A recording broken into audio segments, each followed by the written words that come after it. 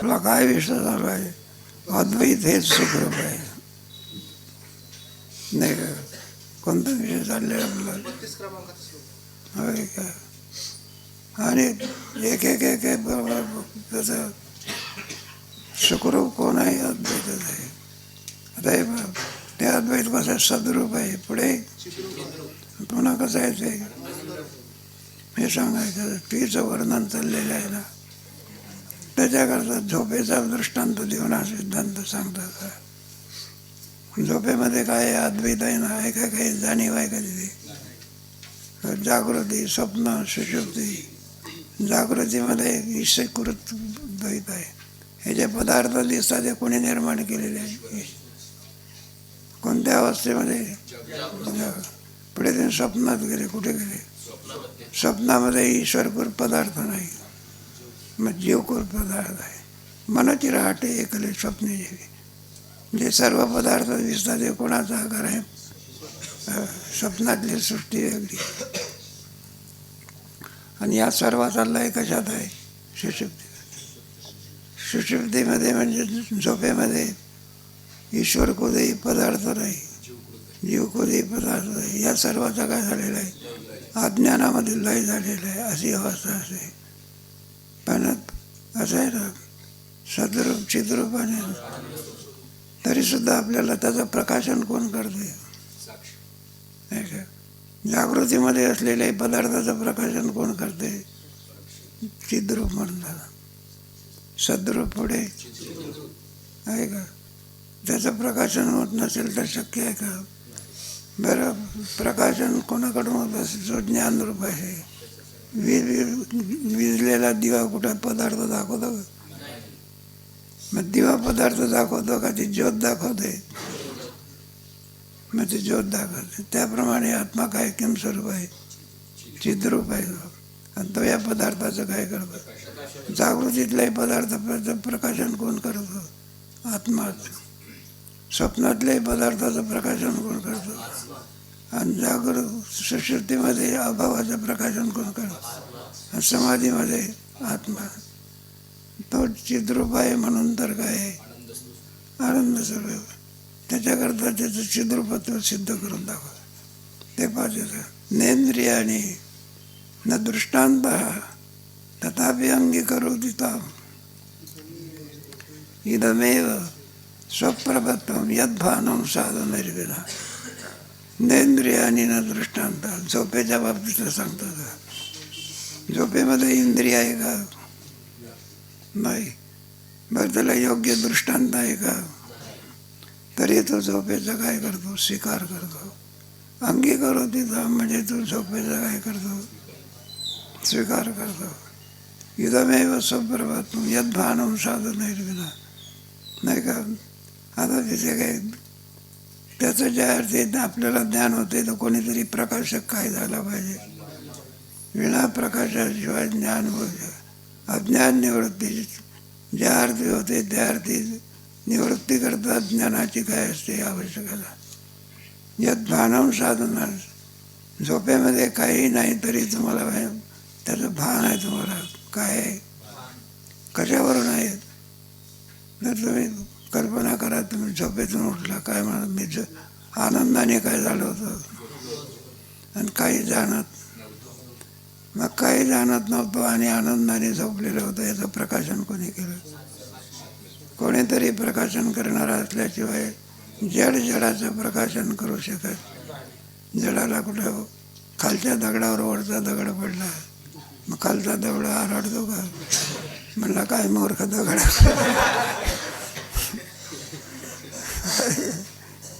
त्याचं कोणीतरी प्रकाशन करणारा काय केलं पाहिजे? मला राग आला आहे कोणाला कळतं? आपल्याला.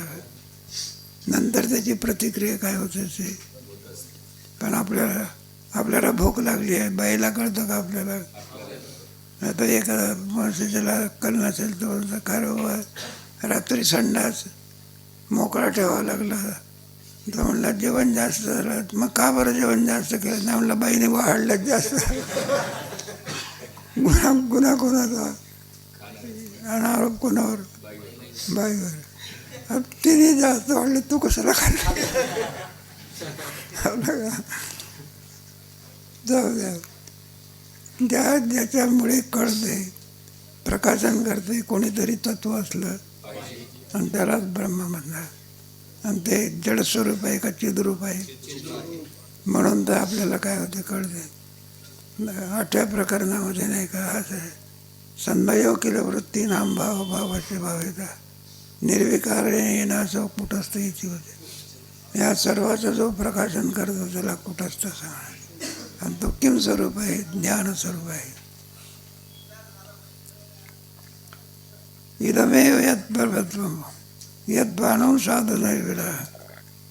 दिवा नसताना सुद्धा देखील आहे काय, स्वप्नातले पदार्थ पाहण्याकरता दिवा न्यावा लागतो का? मग स्वप्न दिसत नाही का? ज्या अर्थी तुम्हाला स्वप्न दिसते त्या अर्थीचं प्रकाशन कोण करणार असलं पाहिजे. मग तो प्रकाश कोणाचा? आत्म्याचा. सामद्वैतम स्वप्रभत्वे वदशुद्ध कथम सुखम कथम शृणु दुःखम तदा नास्ति तदस्ते शिष्यते सुखम.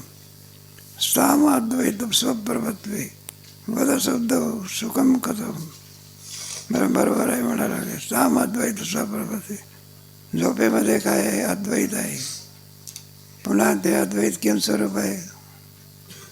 चित स्वरूप आहे. हे बघ, साम अद्वैतम. साम म्हणजे झोपेमध्ये, अद्वैतम स्वप्रभत्वे. अद्वैत म्हणजे सद्रूपता, अद्वैत आहे. स्वप्रभत्वे ते अद्वैत जड स्वरूप आहे का चित स्वरूप आहे?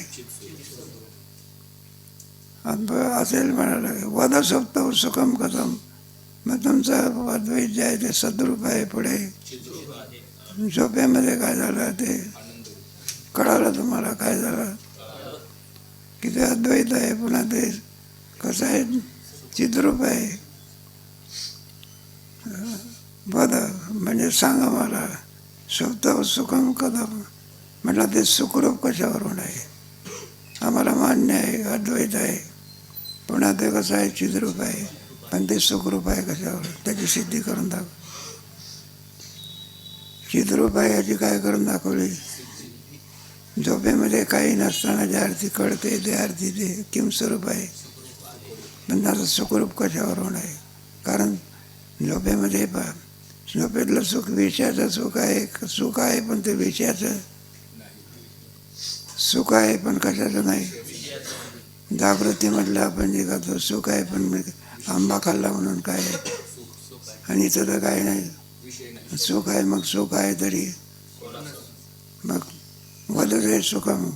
हे बघ, वदसप्तव सुखम कथम. सप्तव म्हणजे अधिकरण आहे ते झोपेमध्ये. अप्रत्यय अधिकरणाचा असतो. सुप्तव सुख कथम सुखम कथम म्हणलं असेल तुमचं अद्वैत आहे ते चिद्रूप आहे, पण सुखरूप कशावरून आहे? शृणू दुःखम तसा नसते. झोपेमध्ये दुःख आहे का? मग ज्या अर्थी दुःख नाही तर काय असलं पाहिजे? मुलगा नाही झाला तर, प्रकाश नाही तर, म्हणजे ज्या अर्थी दुःख नाही त्या अर्थी काय असलं पाहिजे? नाही पहा, नाही का? दुःखम तदा नसते. काय नसते? मग काय असलं पाहिजे? सुखरूप असलं पाहिजे. दुःखम तदा नसते. आणि शिष्यते सुखम. मग शिल्लक काय राहिलं? ज्या अर्थी तिथे विषय नाही आणि सुख आहे त्या अर्थी ब्रह्म आहे. आत्म्याचा तिन्ही अवस्थेमध्ये अन्वय आहे. जागृतीतल्या पदार्थाचं प्रकाशन कोण करतो? आत्मा.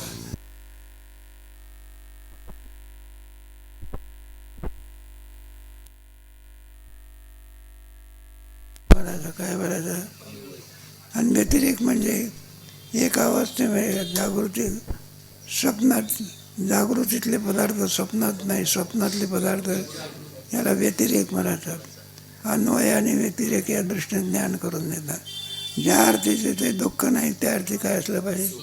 पण आत्मा किम स्वरूप आहे? सद्रूप चिद्रूप. आणि आणखी क्रमाक्रमाने आणखी याचा जरा काही लिहिलं आहे, विचार केलेला आहे. स्वतः विचार किंवा आता काला झाल्या